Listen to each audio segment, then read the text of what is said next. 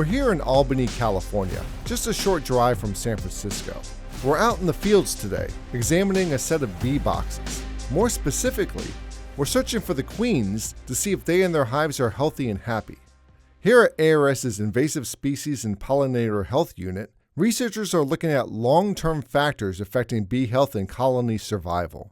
They want to better understand how factors such as nutrition, pesticides, extreme weather, and natural events impact colony performance and sustainability over multiple seasons. We look at honeybee health starting from about 1947 when there were about 6 million colonies. There has been a significant drop in the colony populations across the US, and we are trying to understand the causes of this colony loss and also see how we can help improve the colony success so that we can meet the pollination needs of growers. That's Dr. Arathi Seshadri, who at the time of this recording was the research entomologist at the Pollinator Health Unit here in Davis. Seshadri has since become the research leader in the Pollinator Health and Southern Crops Ecosystem Research Unit in Stoneville, Mississippi. We're back at the lab in Davis, looking at data she's been collecting on her honeybees. Seshadri led the establishment of California's long-term honeybee research monitoring network. It should be no surprise that one of her primary focuses while in California was how bees were responding to climate change. When you see a lot of rapid changes or extreme weather conditions, the demand on these bees is really high because they are now taking resources away from finding food and feeding larvae and raising the brood to cooling the hive or warming the hive and kind of maintaining the hive at that correct temperature. For example, if you don't have foragers going out and bringing back food into the hive, the larvae are going to starve, and then the next generation of worker brood is not going to be produced, and that is going to lead to the colony declining gradually. So a very small deviation from the normal can actually impact the colony very heavily. Colony collapse, or steep reductions in bee colonies, typically doesn't happen overnight. A big part of the monitoring network is closely observing beehives often to capture any points of irregularity in performance. Monitoring them regularly, keeping track of whether you have the given number of bees in the colony actually helps us understand whether the colony is doing well or has it started declining. And the earlier you catch the decline, the better is the chance that you will be able to recover the colony and help it get back on a good trajectory. Seshadri continues to work closely with beekeepers and farmers to share monitoring data that they've collected. She's also developing guidelines and management practices for not only observing bees, but helping them stay healthy. For example, her team is studying whether beekeepers can determine the health of a hive simply by tracking the approximate number of bees.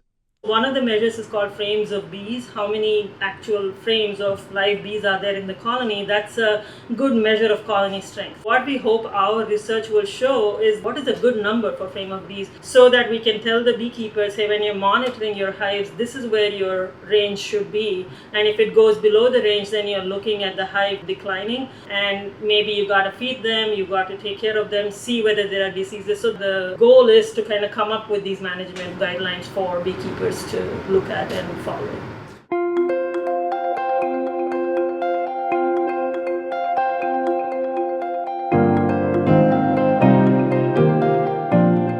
Getting back to climate change, researchers are already seeing how hotter days and increased drought conditions are putting additional stress on honeybees, with some migrating elsewhere in search of food, water, and shelter.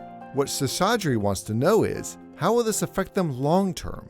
One of the big points of this long-term network is incorporating the climate data and looking at how climate is changing. We have very little time to even respond to what might be happening because things are happening right now. One of the big things that's going to come out of this are predictive models as when temperatures go way higher than what we thought it would go and how do colonies respond. So right now, being so warm in California, we are going to get some really good data on how the hives perform.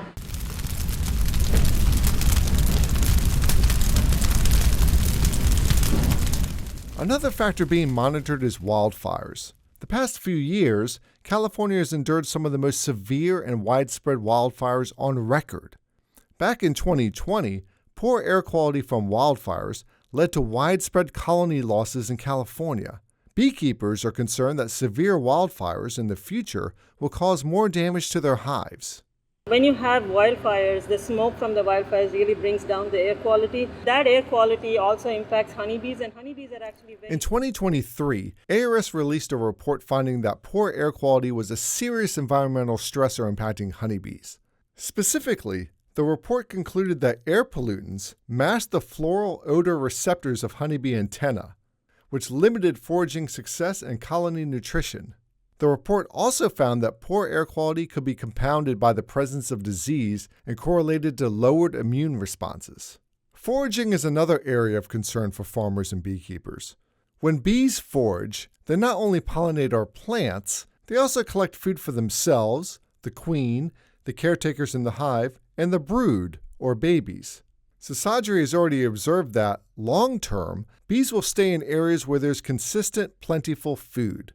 This is key for beekeepers and growers who are looking to keep pollinators on their farms long-term.